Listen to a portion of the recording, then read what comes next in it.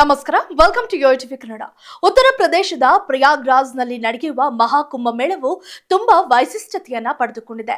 ಒಂದೇ ಸಮಯಕ್ಕೆ ಕೋಟಿ ಕೋಟಿ ಜನ ಸಮೂಹ ಸೇರುವ ಈ ಪುಣ್ಯ ಭೂಮಿಯಲ್ಲಿನ ವೈಬ್ರೇಷನ್ ಬಗ್ಗೆ ಒಂದೇ ಮಾತಲ್ಲಿ ಹೇಳಿ ಮುಗಿಸಿಕೊಳ್ಳೋಕೆ ಆಗಲ್ಲ.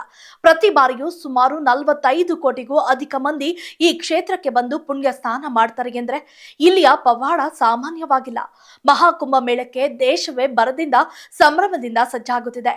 ಈ ಕುಂಭಮೇಳವನ್ನ ಇಷ್ಟೊಂದು ವಿಜೃಂಭಣೆಯಿಂದ ಮಾಡಲು ಹಿನ್ನೆಲೆ ಹಾಗೂ ಇದರ ಮಹತ್ವತೆ ಬಗ್ಗೆ ತಿಳಿಯಲೇಬೇಕು. ಹಾಗಾಗಿ ಮಿಸ್ ಮಾಡದೆ ಈ ವರದಿಯನ್ನ ಕಂಪ್ಲೀಟ್ ಆಗಿ ನೋಡಿ. ಹೌದು, 12 ವರ್ಷಗಳ ಅವಧಿಯಲ್ಲಿ 4 ಬಾರಿ ಅಂದ್ರೆ ಪ್ರತಿ 3 ವರ್ಷಗಳಿಗೊಮ್ಮೆ ಆಚರಿಸಲಾಗುತ್ತದೆ ಈ ಮಹಾ ಕುಂಭಮೇಳವನ್ನ. ಪ್ರಯಾಗ್ರಾಜ್ನ ಹರಿದ್ವಾರ, ಉಜ್ಜಯಿನಿ ಮತ್ತು ನಾಸಿಕ್ ಎಂಬ 4 ಸ್ಥಳಗಳಲ್ಲಿ ಸರದಿಯಂತೆ ಈ ಕುಂಭಮೇಳವನ್ನ ಆಚರಿಸಲಾಗುತ್ತದೆ. ಅರ್ಧ ಕುಂಭವನ್ನ ಹರಿದ್ವಾರ ಮತ್ತು ಪ್ರಯಾಗ್ರಾಜ್ನಲ್ಲಿ 6 ವರ್ಷಗಳಿಗೊಮ್ಮೆ ಆಚರಿಸಲಾಗುತ್ತದೆ. 12 ಕುಂಭಮೇಳಗಳ ನಂತರ ಬರುವ ಈ ಮಹಾ ಕುಂಭಮೇಳ ಇದಾಗಿದ್ದು ಸ್ವತಃ ಪ್ರಧಾನಿ ನರೇಂದ್ರ ಮೋದಿ ಅವರೇ ಇದನ್ನ ಏಕತೆಯ ಮಹಾಯಜ್ಞ ಎಂದು ಘೋಷಣೆ ಮಾಡಿದ್ದಾರೆ. ಜನವರಿ 13ರಿಂದ ಫೆಬ್ರವರಿ 26ರವರೆಗೆ ಪ್ರಯಾಗ್ರಾಜ್ನಲ್ಲಿ ನಡೆಯಲಿರುವ ಈ ಮಹಾ ಕುಂಭಮೇಳಕ್ಕೆ 40ರಿಂದ 45 ಕೋಟಿ ಭಕ್ತರು ಆಗಮಿಸುವ ನಿರೀಕ್ಷೆ ಇದೆ. ಮಹಾ ಕುಂಭಮೇಳ ಕೇವಲ ಉತ್ಸವ ಮಾತ್ರವಲ್ಲ, ಸಾವಿರಾರು ವರ್ಷಗಳ ಪುರಾತನ ಇತಿಹಾಸ ಹೊಂದಿರುವ ಉತ್ಸಾಹಭರಿತ ಸಾಂಸ್ಕೃತಿಕ ಕಾರ್ಯಕ್ರಮವಾಗಿದೆ.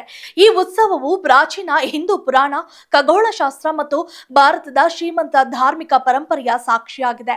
ಮೊದಲಿಗೆ 8ನೇ ಶತಮಾನದ ಹಿಂದೂ ತತ್ವಜ್ಞಾನಿ ಆದಿ ಶಂಕರಾಚಾರ್ಯರು ಆಧ್ಯಾತ್ಮಿಕ ನಾಯಕರು ಮತ್ತು ತಪಸ್ವಿಗಳ ನಿಯಮಿತ ಸಭೆಗಳನ್ನು ಉತ್ತೇಜಿಸಿದರು ಮತ್ತು ಮಠ ವ್ಯವಸ್ಥೆ ಮತ್ತು 13 ಅಖರಗಳನ್ನ ಸ್ಥಾಪಿಸಿದರು ಎಂದು ಹೇಳಲಾಗುತ್ತಿದ್ದು, ಇದುವೇ ಕುಂಭಮೇಳ ನಡೆಸಲು ಪ್ರೇರಣೆ ನೀಡಿತು ಎನ್ನಲಾಗಿದೆ.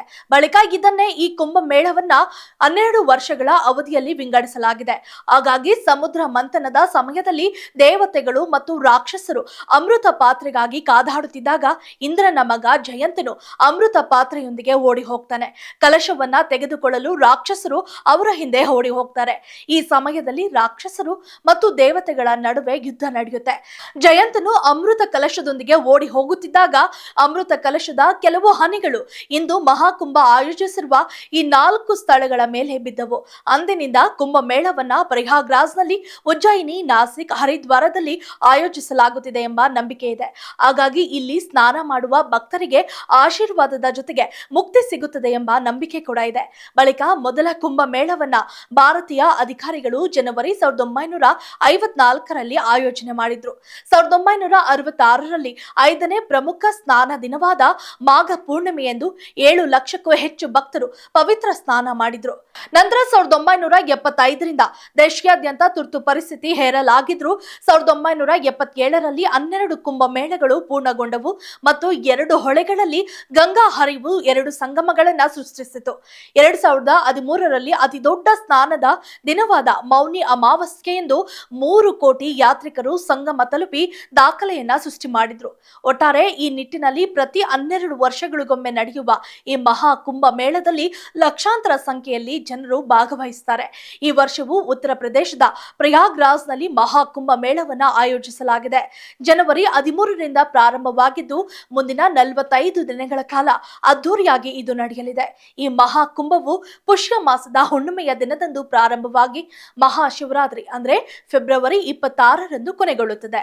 If you like this video, ಬೇಗ ಲೈಕ್ ಮಾಡಿ, ಕಾಮೆಂಟ್ ಮಾಡಿ, ಶೇರ್ ಮಾಡಿ ಹಾಗೂ ಯೋಯೋ ಟಿವಿ ಕನ್ನಡವನ್ನು ಸಬ್ಸ್ಕ್ರೈಬ್ ಮಾಡಿ.